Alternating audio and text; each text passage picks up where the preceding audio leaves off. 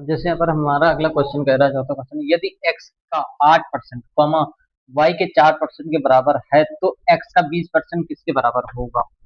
ठीक, पहले तो सवाल ये कह रहा है कि x का 8% कॉमा y के 4% के बराबर है, यानी जो हमारा x का 8% है ये किसके बराबर है, y के 4% के बराबर।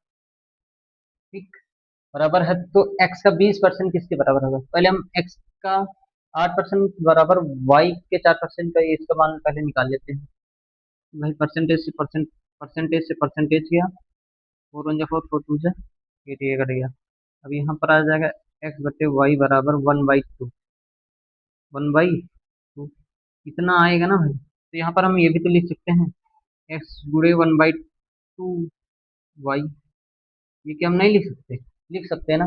तो यहाँ पर हमको क्या, x बराबर 20% किसके बराबर, x बराबर 20% किसके बराबर, तो यहाँ पर हमको x की वैल्यू का मान पता चल गया।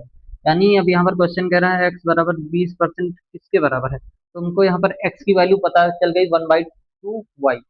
ठीक, एक्स यहाँ 1/2 वाई रख दो इसकी वैल्यू। ठीक, अब 20%, अब 2 से काट दो भाई, 20% यानी 10। तो यहाँ पर आ जाएगा वाई गुणे 10%, वाई गुणे 10%, यह लिख सकते हैं 10% of Y, 10% of Y, 10% of Y, या वाई गुणे 10%, दोनों आंसर सही है।